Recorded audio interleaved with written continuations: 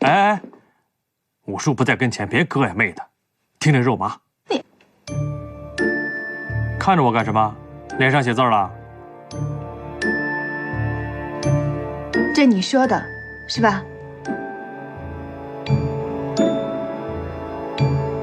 哎，开不起玩笑了。哎，行，我跟你说对不起，对不起，对不起。东西给你收拾好了，箱子在你房间里。谢谢。这是什么呀1万块钱。拿那么多钱干什么呀？跟您说了，如果你有空的话，帮他讨点宝贝回来。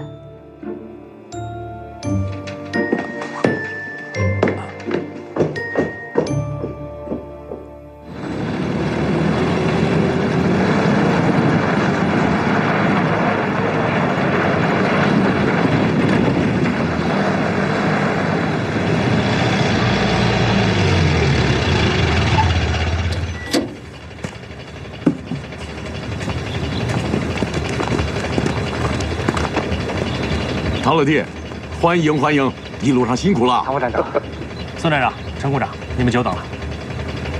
我来介绍一下，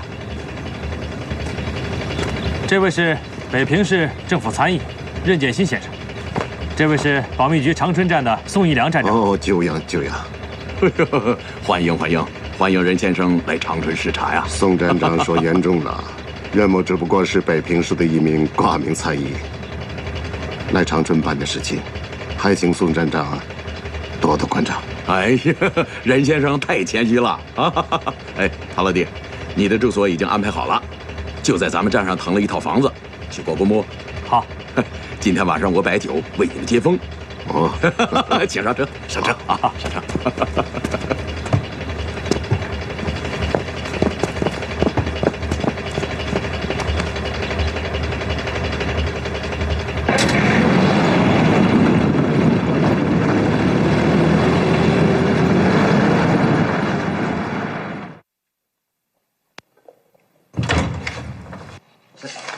回来了，站长。唐副站长呢？出去了。出去了啊？去哪儿了？属下问过了，他说陪任先生出去会朋友。我有些事儿要出去1、2天。好，这2天你要好好陪陪唐副站长。是。多留点心。知道了。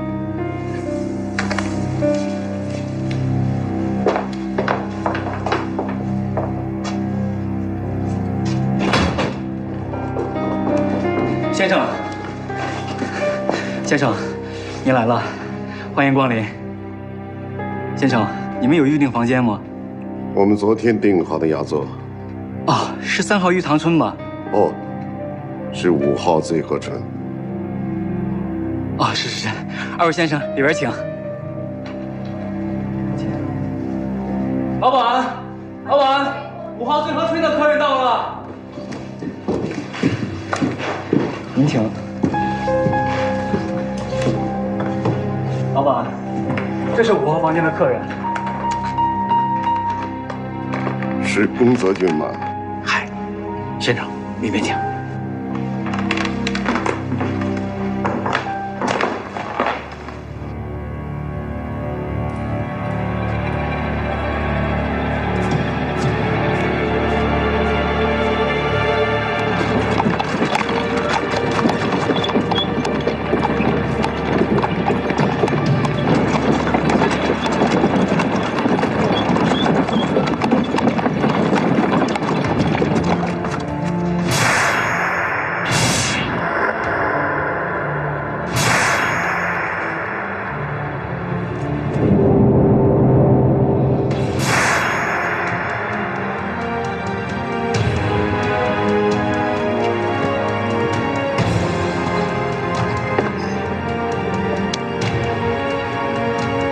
唐毅，你先回去吧，我在这里还要办一点事情。5天后你还在这个地方接我。是。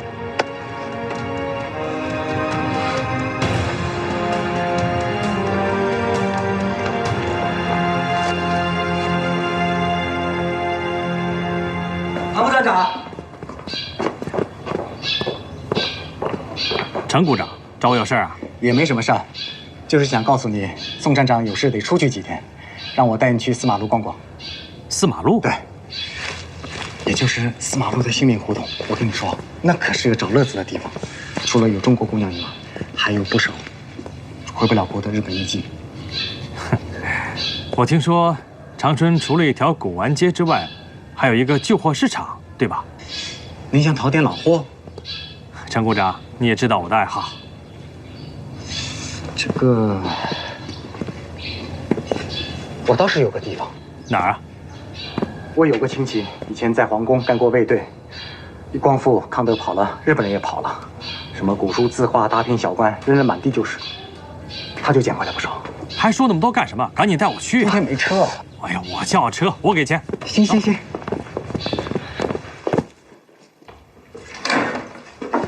三叔，我来看您了。三叔，这是我们长官。三叔您好，他听说您这儿有宫里的老货，所以过来看一下。他要看上了，会出钱买的。都在那儿呢，你们要看好了就都拿去吧。哎，我们进去看看吧。啊，先看一下啊。哎呦，全在这儿。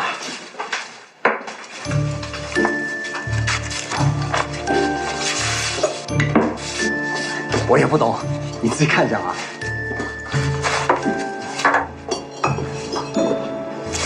哎呦，这儿还有呢。哎。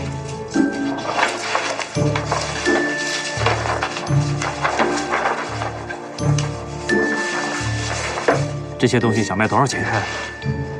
我三叔呢也穷得揭不开锅了。您要看上了的，就上1个月的苞米面钱吧。真是好东西啊！哎，这些够不够？长官，这太多了吧？不行，太多了。我兜里就这些了，2、3千块钱。这样，回到站了以后，我再拿2000块钱给三叔拿来。长官，我看你挺喜欢这些的。哎，我看您要方便的话，在吴局长面前多替我美言几句。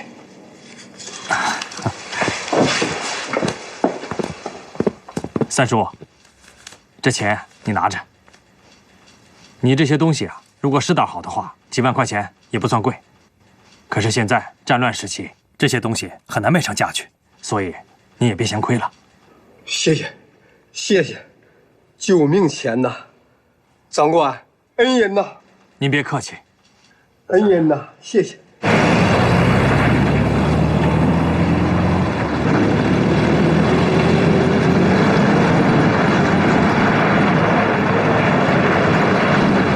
堂哥都已经留在这边了，您干嘛还忧心忡忡的呀？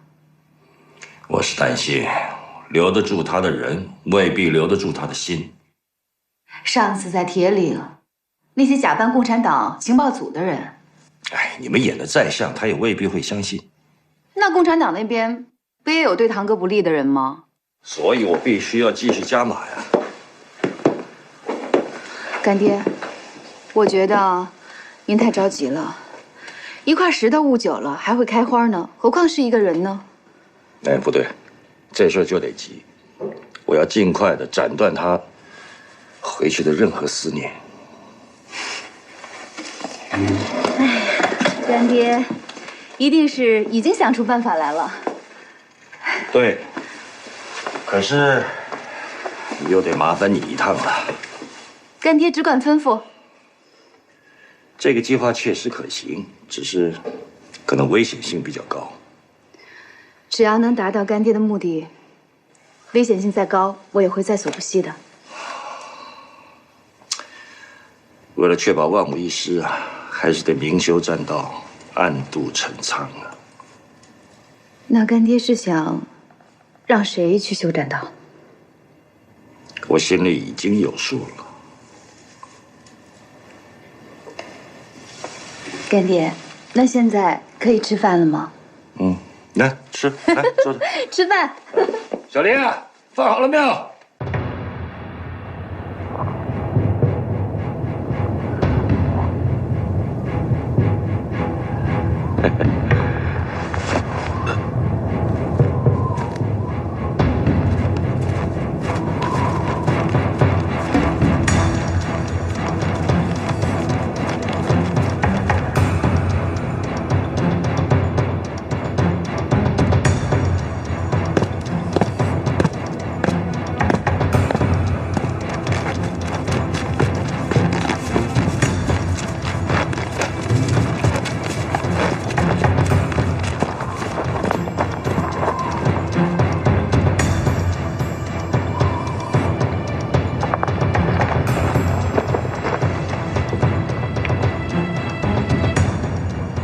归禀少佐。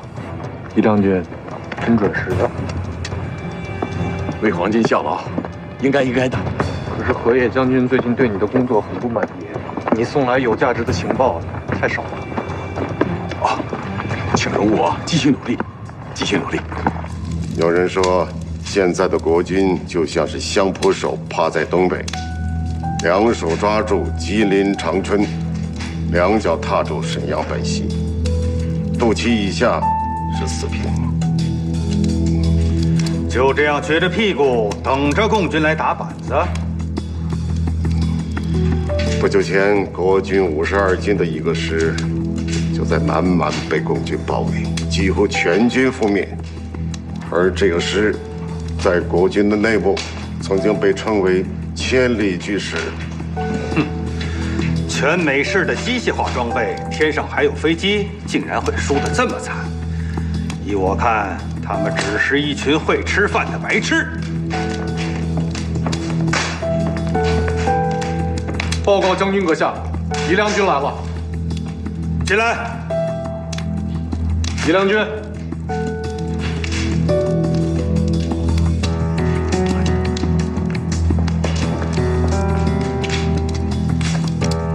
河野将军，宜良军，这次送来了什么重要情报啊？没关系，这位是我大日本皇军的藤川将军。这位是北平市政府参议日简新先生，还请宋站长多多关照。藤川将军，这样吧，你先去向龟尾少佐汇报，我还要和藤川将军商谈军情。嗨，嗨。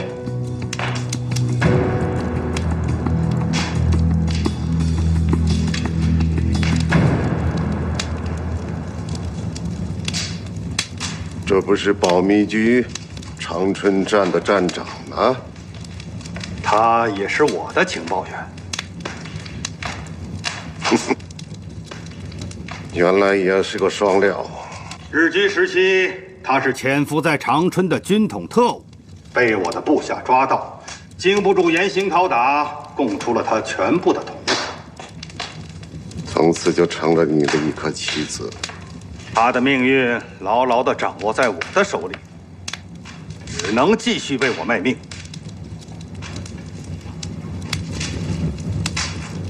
还是说说眼下的事吧。藤川君，既然中国政府的军队如此的腐败，如此的不堪一击，这正是我们东山再起的大好时机。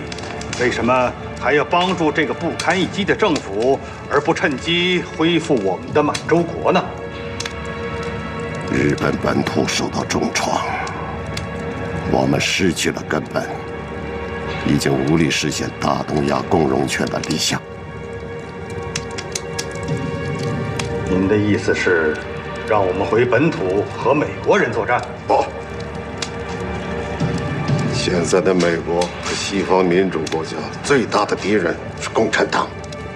我们大日本帝国想要从美国的占领下挣脱出来，必须成为西方世界的反共的同盟军。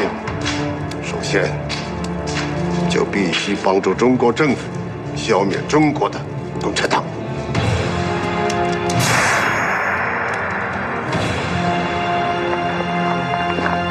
接受国军改编，这事才刚开始，还远着呢。那我怎么办？到时你可以公开给我们当联络官，专门负责我们与贵国军队的联络工作。哎呀，这可不行啊！这样办，那我的身份可就暴露了。都是一家人，还怕什么？哎，到那时候，你们是不是不再需要我这个情报员了？我就可以和你们脱离关系了。我可以向将军建议，你也可以自己向将军提出来。可是什么？可是那位藤川将军他已经认出我来了。你们以前见过？见过。将军是帝国军人，他绝对不会向贵国政府指认的。是将军没事，可是他的那些朋友，他的朋友怎么了？他的那些朋友跟我都是死对头，要是让他们知道我在为你做事，那我就死定了。藤川将军为了日本的利益，能糊涂到把帮助日本的人出卖给你的对手吗？我是担心啊。宜良君，请相信一个帝国军人的人格。嗨。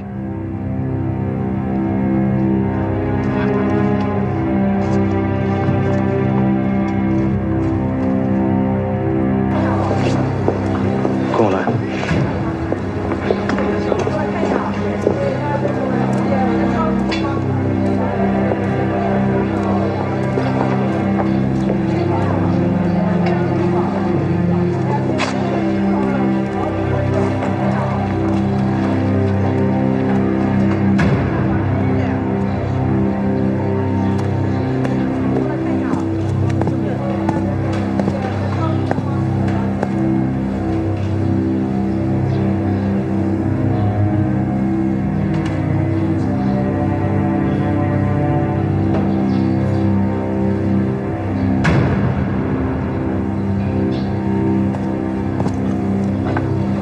姚哥，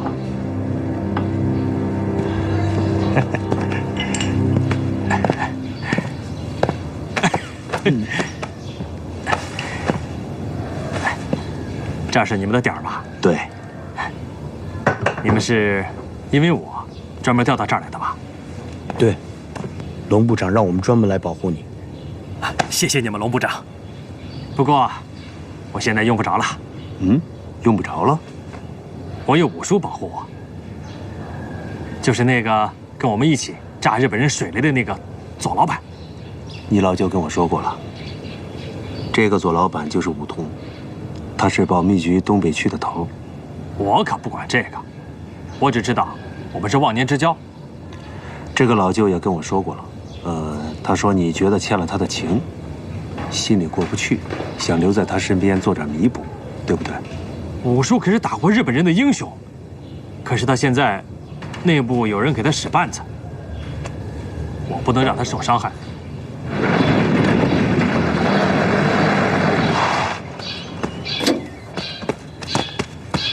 站长回来了。啊，回来了。行业呢？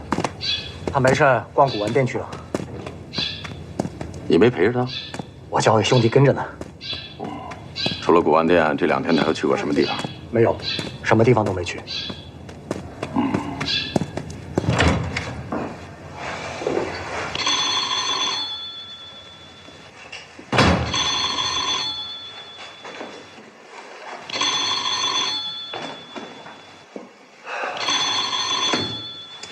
喂，是你啊？干爹让我告诉你，让你在那边要有自己的朋友圈子，别让宋一良压住了你，明白吗？ 我上哪儿找我的朋友圈子去啊？我觉得有一个人，你倒是可以考虑考虑呀。谁啊？黄岳夫。他，哼，你别笑好不好？我们这边曾经有人想拉拢过他呢，只不过因为他现在失了势，没人理他了，所以你正好可以趁机把他拉到你身边嘛。我凭什么拉拢他呀？太简单了，因为你救过他的命。 行了，知道了。康副站长回来了。你来的正好，向你问个人。谁？黄岳夫在长春吗？在。带我去找他。好，请。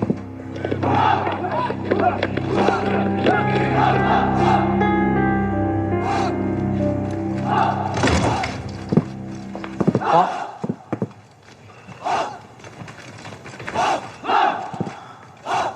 真是落魄凤凰不如鸡啊！老黄，醒醒！老黄，哎，醒醒！哎呀，我不是说过吗？我在休息的时候不要来打扰我。唐副站长来看你了。哪儿出来个唐副站长？黄主任。哟，你小子，来，坐。哎，你怎么知道我在这儿啊？我一到长春就打听你了。程股长说你在这儿，我马上就赶过来了。中午没什么事，休息一下。来，喝杯水。凉了，加点水。来。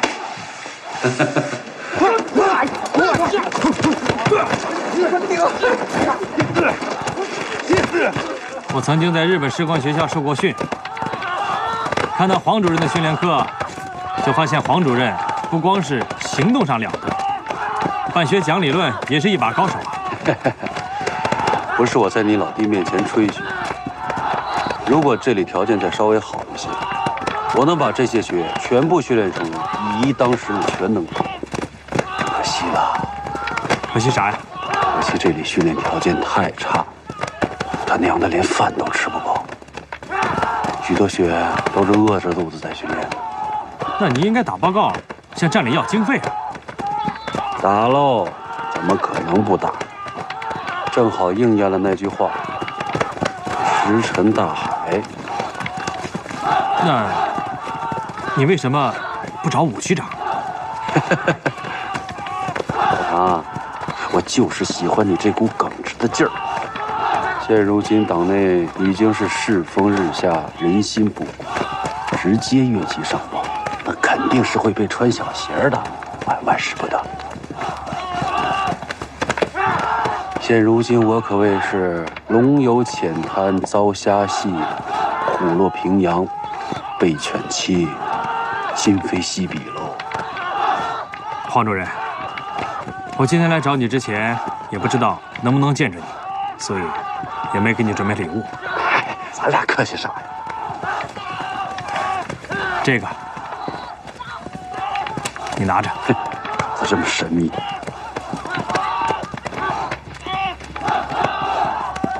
你哪来这么多钱啊？这是武区长给我，让我到长春讨古玩的。哎，万万使不得，前程重要。拿回去，拿回去。哎，你没听过那句话吗？黄金有价，玉无价，古玩更是满天花。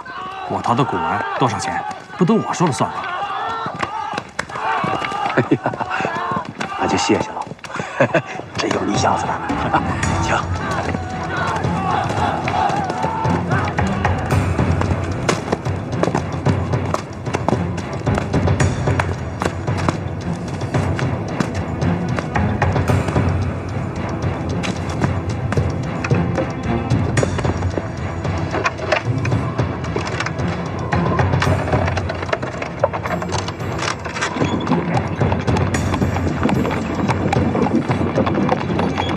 汽修厂新来的老板问清楚了，姓姚。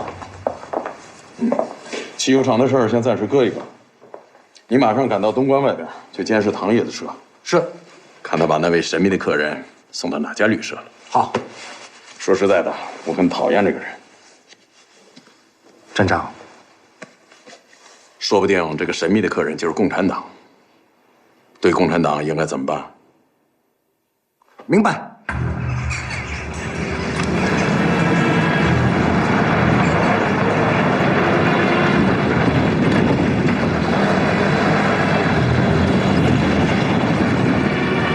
是保密局长春站的站长啊，他也是我的情报员。通传将军，晚上回城还住原来旅馆吗？哦，直接回沈阳。坐火车？火车人多，鱼龙混杂，还是你开车送我？这么着急啊？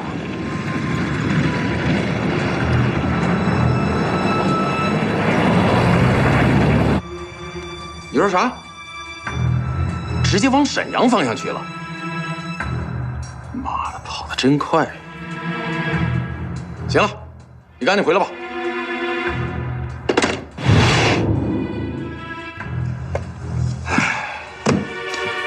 钟贤，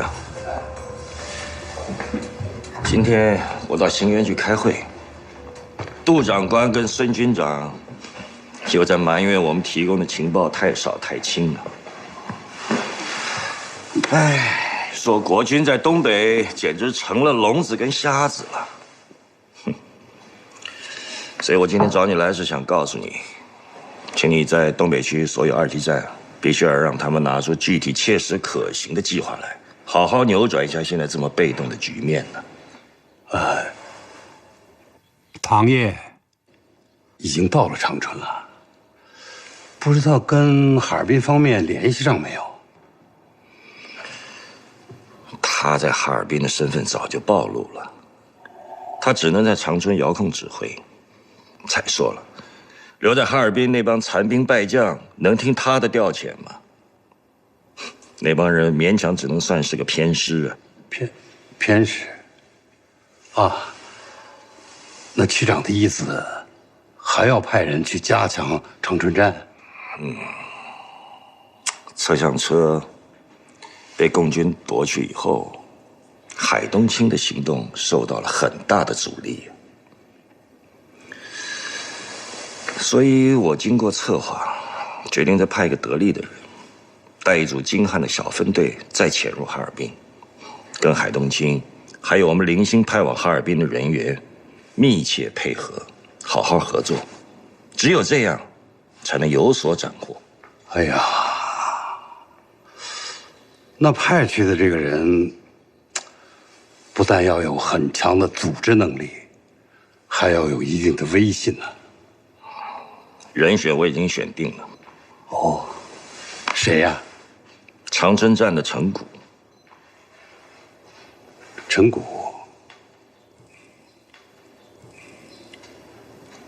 啊，好的。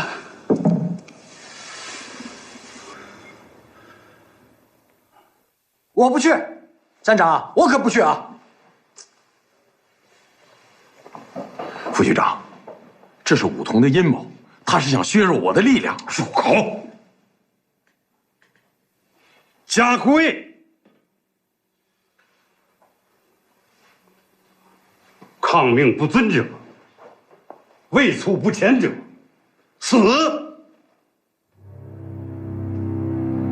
你们要是抗命，我不枪毙你们，回去他也得枪毙我。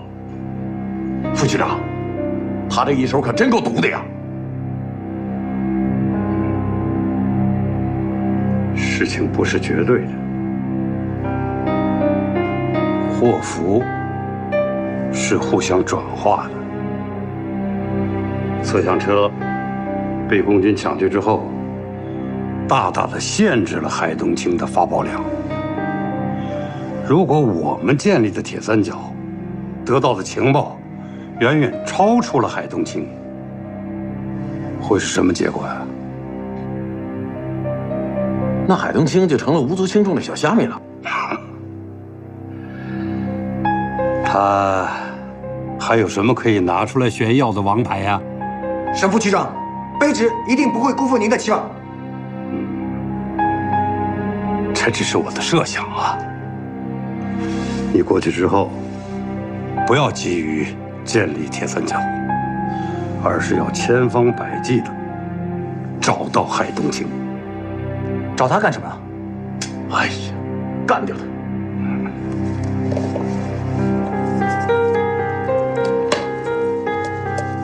听说武同在南京得了一部美国刚刚新进口的微型发报机，据说可以躲过侧向车的侦察。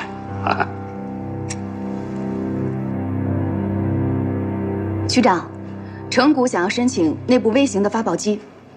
区长，您说过呀，这部电台是要装配给海东青的，不能给长春站的人吧？给他们吧。区长，报告。进来。啊，你们先下去吧。是。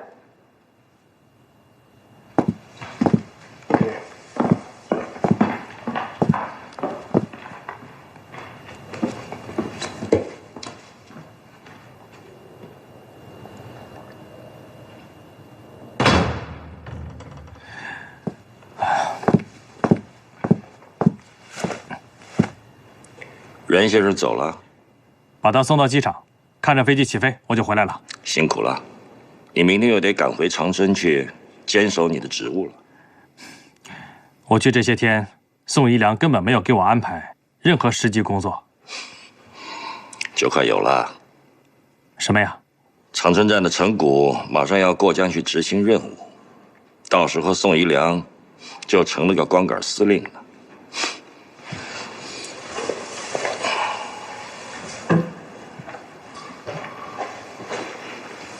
你呢，先回去洗个澡，好好休息去啊。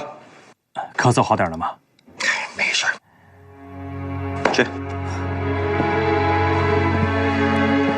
对了，我见到黄岳夫了。哦。我认为您这么对他不太合适。他一直对您心存尊敬。他能够有现在的待遇已经不错了。您这么做，只能把他往对手怀里推。共产党啊，保密局内部，没人会喜欢像他这么一个只会吹牛的人。您得这么算这笔账，少一个朋友就多了一个对手。就算他没有实质的进入对手阵营，但是你也失去了一个在关键时刻能帮你的人。还有。少了一个黄岳夫，就等于少了125个。你说他手底下那125个学生？这里的人告诉我，以前军统的戴老板手上有3件法宝：学生、手枪、汽车。黄岳夫是委员长黄埔嫡系的学生，我觉得他会像委员长那样，让他所有的学生都效忠于他。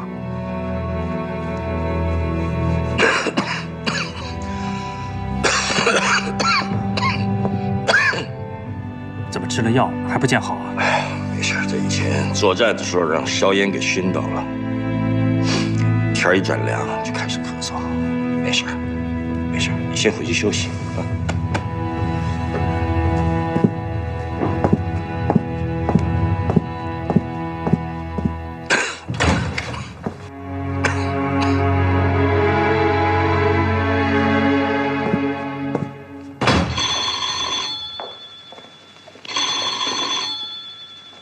喂，啊，小唐，啥事儿？武区长对你的表现特别的满意，对你反映的情况也特别重视，所以特批了1000块大洋，给你做特别培训经费。啥？1000块大洋？哟，你不是跟我开玩笑呢吧？小弟敢跟你开玩笑吗？反正武区长会到培训班去视察，到时候我把钱带给你。你是说武局长要到我这儿来？哎，小唐，唐副站长，武局长来的时候，麻烦你先给我来个电话，我好在百合酒楼备好俄式大餐给武局长接风。那就这么说定了。好，再见再见。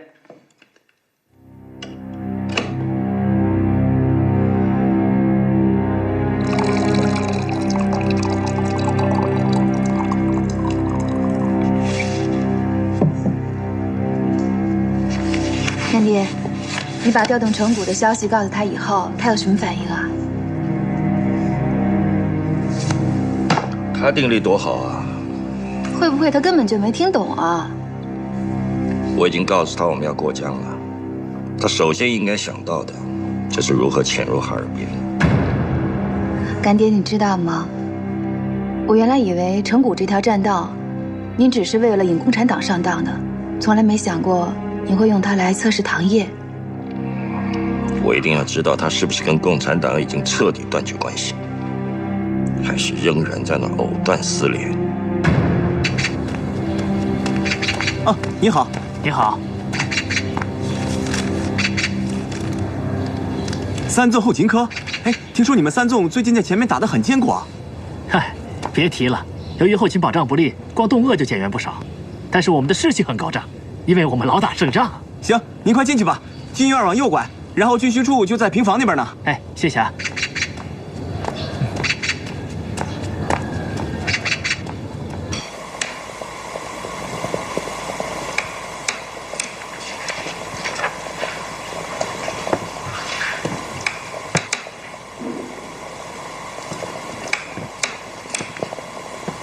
王参谋，找谁？我找王参谋。我就是。我是从纵队来的。几纵的呀？3纵，2师1团。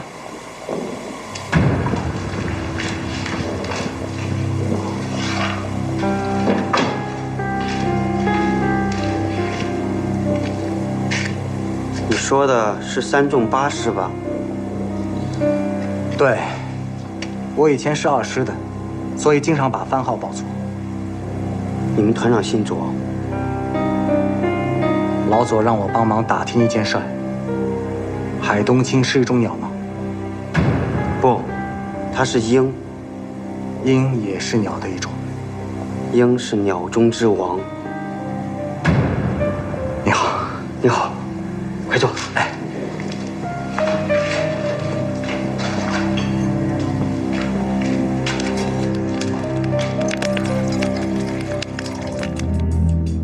这是美国最新式的微型收发报机，它发报的时候没有声音，它的电波类似于收音机的杂音，很难被侦听。哦，太好了，这下我可以亲自发报了。这是液体炸弹，放心，很安全，快收起来吧。哎。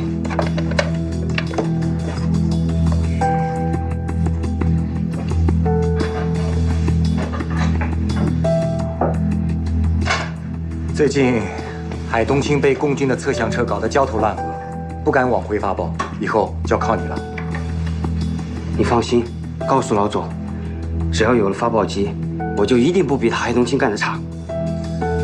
是啊，我们东北区也只有这么一部。海东青要是搞不到类似的收发报机，是没有办法和你比的。还有。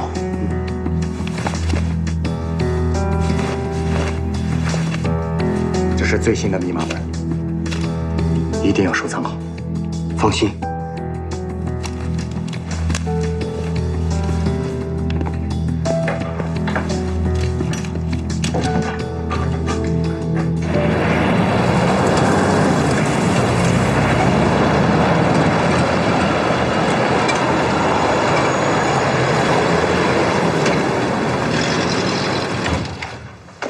吴局长请。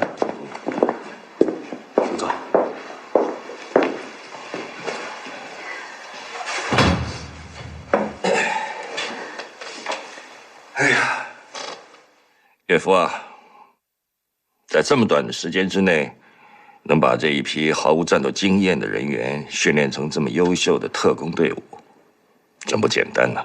是吴局长领导有方，我倒没有直接告诉你怎么去做，反而用了一些覆灭的激将法，企图能激发你的潜力，让你发愤图强啊。区长用心良苦，卑职内心十分清楚。虽然区长用激将法来激励你，但是在经费上并没有克扣你。你打上去的报告，区长一份都没有收到。听说你这儿很长时间，整个队伍连一点荤腥都沾不着，而且听说你这个队长想喝杯酒，都只能就着2个花生米儿，心里很难过呀。区长对卑职的关爱，卑职万分感激。这批学员还有多久结业啊？1个月。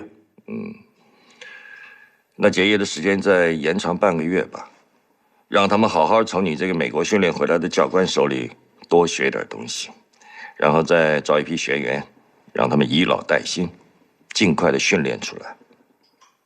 是。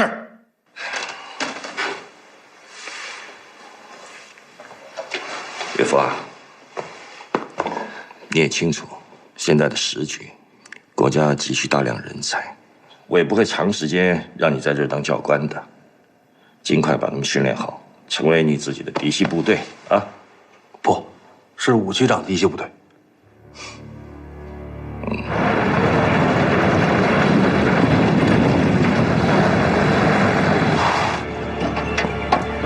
唐组长，你怎么回来了？